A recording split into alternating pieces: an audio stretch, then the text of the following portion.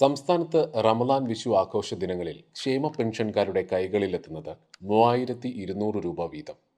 Pension രണ്ട് ഗഡുക്കൾ ഒരുമിച്ച് നാളെ അർഹരുടെ കൈകളിലെത്തും. 62 ലക്ഷം ഗുണഭോക്താക്കളിൽ മസ്റ്ററിംഗ് നടത്തിയ മുഴുവൻ പേർക്കും തുക ലഭിക്കും. കേന്ദ്ര സർക്കാർ കേരളത്തോട് കാണിക്കുന്ന അവഗണനയ്ക്കെതിരെ കേരളം കോടതി നടപടികളിലേക്ക് കടന്നതോടെയാണ് അർഹമായ വിഹിതത്തിൽ നിന്ന് പണം നൽകാൻ കേന്ദ്ര സർക്കാർ തയ്യാറായത്. ഇതോടെയാണ് പെൻഷൻ വിതരണം അടക്കമുള്ള നടപടികൾ സുഗമമായത്. പെൻഷൻ മുടങ്ങിയത് പ്രതിപക്ഷം രാഷ്ട്രീയ വിഷയമാക്കിയിരുന്നു. 62 ലക്ഷം പേർക്കാണ് 1600 രൂപ വീതമുള്ള പെൻഷൻ നേരിട്ട് വീടുകളിലെത്തിക്കുന്നത്.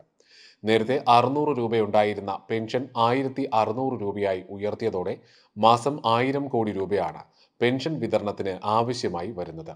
പെൻഷൻ ഫണ്ടിലേക്ക് ധനസമാഹരണത്തിന് 2 രൂപ ഇന്ധന സെസ് ഏർപ്പെടുത്തിയതും വലിയ സമരത്തിന് കാരണമായിരുന്നു.